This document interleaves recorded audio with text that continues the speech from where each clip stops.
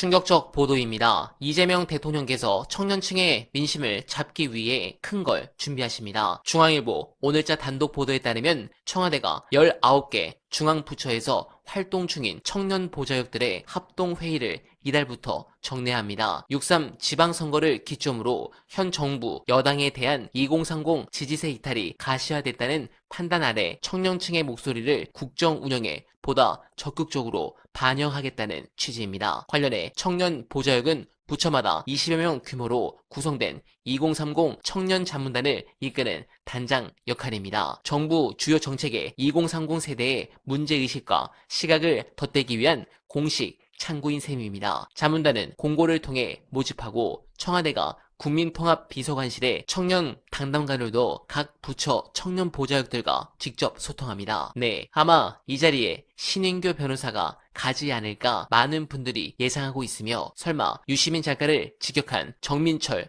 뭐 이런 애들이 가는 건 아니겠죠. 그런데 제가 생각하는 청년 정책은 완전히 다릅니다. 이 부분을 잡으면 정말 지지율 반등 가능합니다. 관련해 중요한 분석 끝까지 봐주시고 여러분들의 생각 댓글로 부탁드립니다.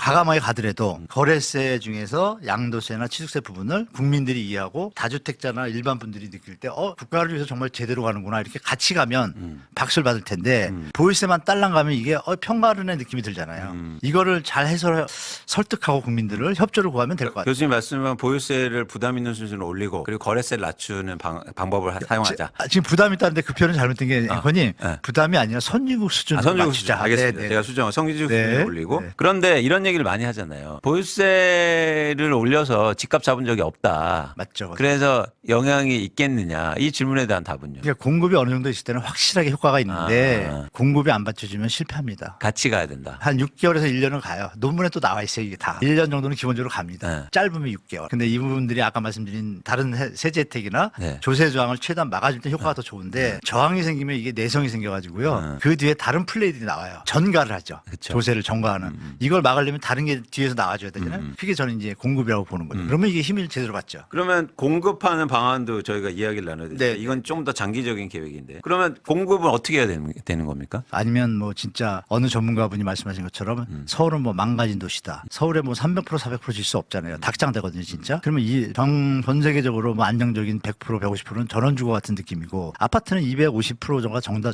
적정해요. 300% 넘으면 답답하기 시작합니다. 네. 그러면 250%를 계산하면 현재 있는 아파트들이 다 1990년 초에 지었기 때문에 보통 180에서 200%짜리예요. 네. 그러니까 추가 분담금이 좀 많이 나와요. 근데 이거를 그러면 사업성이 없어서 지금 진도가 안 나가는 거잖아요. 정부가 하지 말라고 그런 적이 없잖아요. 그렇죠. 사업성이 약하니까 못 가는 건데 오세훈 시장은 그거를 용적률을 올려줘서 하겠다는 거예요. 그럼 공이익이잖아요. 용적률이라는 거. 네. 그거를 조합원들한테 혜택을 주는 대신에 기부 채널을 많이 받겠다 이거예요. 그러면 이제 조합원들도 머리를 굴리고 계산하시잖아요. 이게 기부 채널이 더 뺏어가는 것 같거든요. 사람이 받는 건 이만큼인데 많이 뺏어가는 느낌 때문에 자꾸 트러블이 생겨서 지금 신통하지 않잖아요. 잘 추진이 안 되고 있어요. 네, 지금 몇백 군데인데 지금 제가 알기로 진도가 많이 잘 안 나오고 있습니다. 이런 부분이 뭐냐면 집값이 너무 올랐고 건축비도 올랐고 여러 가지 문제가 있는 거예요. 그럼 이 부분에서 우리가 생각할 게 그러면 공급에서는 서울에서는 한계가 있잖아요. 네. 유효부지 부분이 있는데 앵커님도 아시지만 미국의 배터리 시트나 허드슨 야드처럼 거의 2000% 줬거든요. 이번에 역세권 갖고 뭐 저도 그렇고 많은 분들이 주장을 하는데 역세권에 괜찮은 자리에 주위에 피해가 안 되는 선에서 1000% 1500% 가자. 뉴욕에도 주차장 없는 빌딩들이 많잖아요. 그 네. 거리가 있잖아요. 네. 그럼 청년들이 주차장 없어도 역세권이면 출퇴근하는데 문제 없잖아요. 신혼부부도 마찬가지고. 그러면 그런데 1000% 한 10군데 하면 물량이 어마어마하게 나오거든요. 근데 요번에 발표한 거 보면 1.4배예요. 네. 그냥 조금 늘어난 수준이죠. 그러니까 피부에 와닿지 않아요. 뭐 예전에 여의도 부지 옆에 국회 옆에다가 청년들을 위해서 5층짜리면 줘도 몇만 개가 나온다 계산 나오거든요. 그럼 제가 드린 이제 공급 대책은 그거죠. 서리풀 지구하고 네. 3기 신도시가 지금 17만 원에다가 공공택지 미니 신도시라고 그러죠. 미니 신도시 합하면 한 35만 원까지 뽑아요. 이미 택지가 다 있어요. 그중에 20만 원 정도는 토지 보상이 끝났습니다. 지작물 철거만 남아 있는데 이것도 행정 대집편하고 빨리빨리 하면 돼요. 근데 이걸 의도적으로 늦추고 있습니다.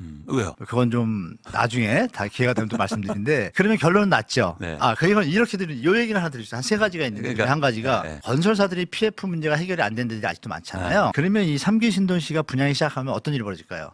분양가가 대통령이 말씀하신 대로 낮게 하면 기존의 어렵죠. 수도권에 있는 형장들은 다 정리돼야 돼요. 그렇죠. 근데 우리 장관님께서 건설사들을 많이 만나고 계시거든요. 저는 건설사보다 빌라에 사는 청년들을 많이 만든다고 생각하는데 그럼 거기서 약간 무슨 생각이 드실까? 그럼 PF에 대한 문제를 조금 충격이 없게 해결하려다 보니 3기 신도시를 좀 천천히 가야겠다라는 쓸데없는 생각이 공급을 지연시키고 있다는 게 제 하나의 요인이고요. 그러면 마음만 먹으면 할 수 있고, 아니 땅이 있는데 왜 못하죠? 그 MB 때 사전 청약이 실패했냐님 뭐 떠들지만 정부가 약속만 잘 지키면 전혀 문제 없거든요. 그러니까 교수님 말씀은 네. 공급은 충분히 할 수 있다. 그리고 의지만 분양가도 신념과 낮출 수 의지와 있다. 철학과 근데 제가 볼 때도 실행력만 있으면 돼요. 제가 볼 때 이 논의들하고 얘기들은 할 수 있는 걸 얘기하거든요. 그러니까 저는 지금 세금도 확인- 그렇고 네? 세금도 그렇고 맞아요. 그리고 공급도 그렇고 할 수 있어요. 할 수 있죠. 근데 왜 안 할까요? 그건 저 우리 왜 안 할까 그러니까 제가 드릴 말씀은 네. 교수님 왜 안 합니까?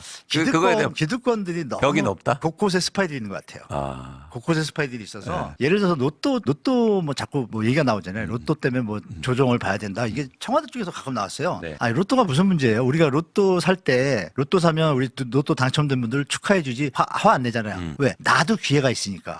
그렇죠? 희망이 있고. 네. 그러면 로또 분양을 받았어. 근데 계속 나온대 이게. 네. 그러면 로또 받은 사람들 욕하거나 비토할 일이 있어요? 없잖아요. 없죠. 로또 분양에 대해서 이 프레임을 그렇게 만든 게 어떤 사람들이 만들었을까요? 건설사들이 이 싸게 분양하는 걸 막으려는 거예요. 제가 볼 때 어떤 분 세력들이 그러면 싸게 분양했는데 문제는 뭐냐면 3년 5년 뒤에 팔 수 있게 판을 열어주는 거. 그러면 우리가 집에서 살려고 들어가지 팔아먹으려고 들어갔어요. 분양 우리나라 청약제도가 그게 아니잖아요. 네. 그러면 그동안 역대 정부가 지나오면서 이거를 네. 하나하나 이러면서 친시장 세력 분들이 그렇게 바꿔 나온 거예요. 그거를 그냥 프레임이 우리가 바쁘다 보니까 이거 원래 하던 건가 이게 아니에요. 네. 원래대로 하면 저렴하게 분양을 하고 네. 10년 15년 그 집에서 살면 투기 개념이 없어져요. 거기다 마지막으로 일시적 양도세 비과세 2주택 비과세라는 게 있어요. 네, 민주진영 동지가 운영하는 여름두릅 본문과 댓글에 고정된 링크로 많은 사랑 부탁드리면서 부동산 너무 심각합니다. 현 시점을 놓고 이재명 정부 부동산 정책의 성패를 좌우할 결정적 시기라고 보는 여권 내 인사들이 적지 않습니다. 김용범 정책실장이 언급했듯이 반도체 기업의 억대 성과급과 주식시장 투자 수익이 부동산 시장으로 흘러들어가 간신히 눌러놓은 서울, 경기 지역의 아파트값이 다시 들썩일 가능성이 높아서입니다. 이런 상황에서 세금을 올려서라도 부동산 가격을 안정시키지 않으면 내후년 총선 실패와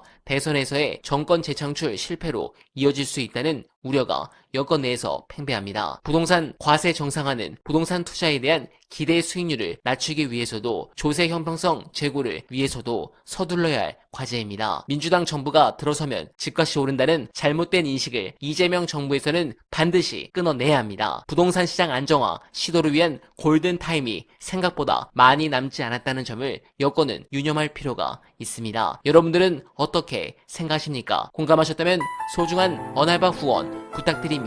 댓글에 고정된 내용을 통해 많은 사랑 부탁드리며 언알바는 오늘도 최선을 다하겠습니다. 여러분 고맙습니다.